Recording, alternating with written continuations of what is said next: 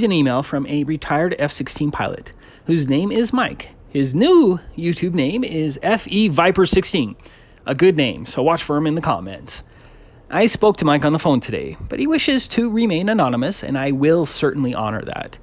Again, if you are a professional and would like to talk to me about the unique perspective of the flat earth related to your expertise, please email me at tabooconspiracy@gmail.com.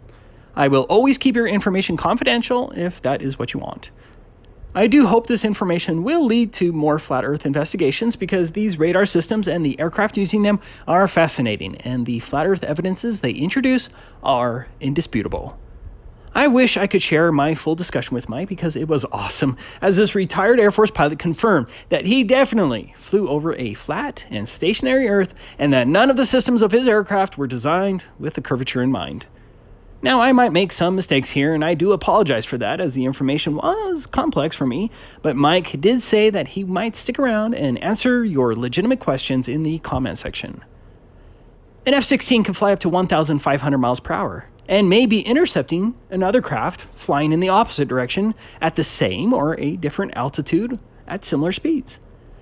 Breaking it down, 1,500 miles per hour is 250 miles in just 10 minutes. As Mike discovered, the paramount problem with the globe is 8 inches per mile squared. The infamous and quite accurate formula that calculates the alleged curvature drop if the globe were real. That easy to understand formula absolutely destroys the globe because no one has seen or accounts for that insane amount of curvature drop ever. But for an F-16 flying at 1,500 miles per hour, that would be a curvature adjustment of approximately 42,000 feet in just 10 minutes. But no pilot makes that ridiculous curvature adjustment. But think about the problem when an F-16 is quickly intercepting another aircraft coming from the other direction. Consider the unbelievable amount of curvature adjustments that would be necessary for an Air Force pilot on intercept. And yet, Air Force pilots never learned about the curvature drop in training or otherwise, as confirmed by Mike. What's also fascinating is the fact that Air Force pilots learn and experience it daily that when a distant aircraft is at the horizon, it is at the same altitude. If the distant aircraft is above the horizon, then the pilot knows the aircraft is higher. And if the distant aircraft is below the horizon, then the aircraft is at a lower altitude. I think this photograph shows what I'm talking about. You can see which balloons are higher and lower based on the horizon line. There's more proof that the horizon does indeed rise with eye level, which is an absolute impossibility under the globe. But getting back to the non-existent curvature adjustments, the globe propagandists would probably answer that the aircraft automatically adjusts because of some magical force of gravity, automatically pulling the nose down of the aircraft to strangely maintain equal altitude, or that the varying air pressure densities keep the aircraft at the same altitude. I've heard both of these silly explanations, but that brings us to Mike's information.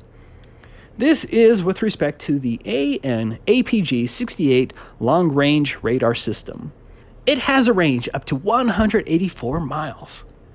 Here's a picture of what the operation screen looks like in the cockpit of an F-16. This will make more sense in a little bit. Essentially, as an F-16 pilot, Mike would fly with a wingman or maybe 3 other F-16s in formation. Each pilot, using his radar system, would then have the responsibility to sweep a key portion of the sky in front of the aircraft based on the F-16's position. This is for maximum efficiency. For example, if there were 2 F-16s in formation, the one on the left would sweep a section of the sky on the left. The F-16 on the right would sweep a section of the sky on the right. Makes sense, right? These aircraft don't sweep the entire sky, but only a key angled segment of the sky, like 60 degrees up, 60 degrees down, 60 degrees to the left, or 60 degrees to the right. So if, say, 4 F-16s are in formation, one pilot may have the duty to sweep his radar looking for aircraft at 10,000 feet and above on the right side. Do you see the problem yet? What is a radar sweep at 10,000 feet on the alleged globe at 80 miles ahead? Because 10,000 feet at Mike's point of view would not be 10,000 feet 80 miles ahead at the enemy's position. In actuality, that aircraft would be much higher than 10,000 feet than what the F-16's radar would indicate if we lived on a globe. Instead, the computer radar system is based on a flat map. None of the radar readings would be accurate, and enemy aircraft would exploit these problems all the time if we lived on a globe.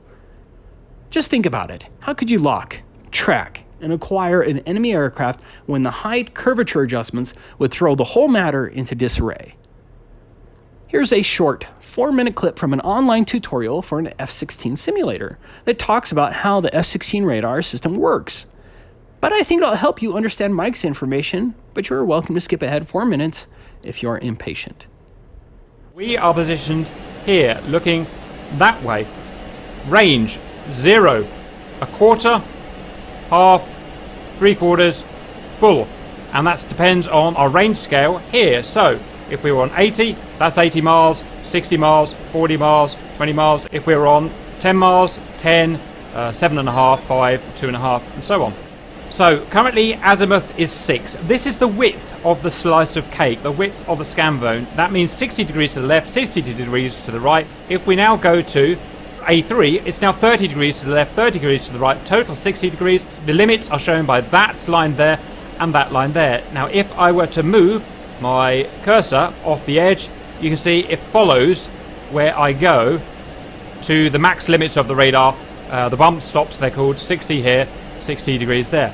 If we want to go again, we can go to 10 degrees, 20 degrees total. And you can see we can move left and we can move right all the way to the bump stops. Let's put it back on 60. At this point you might think, well, why would you not always have it on full width? Well, the reason is because of the refresh rate with the B sweep. That is the B sweep at the bottom there, going right and left and right and left. Remember, every time it hits the bump stop, it goes down a notch. Hits the bump stop, goes down a notch in terms of elevation until it's finished its bar, its elevation bars. The bigger, the wider you scan and the more bars you have, the bigger your refresh rate is, the harder it is to keep contacts on screen. And it is an absolute art form to keep contacts on screen and balance your situational awareness with your ability to see and track targets. So that's azimuth. Now we have our elevation, the thickness of our slice of cake.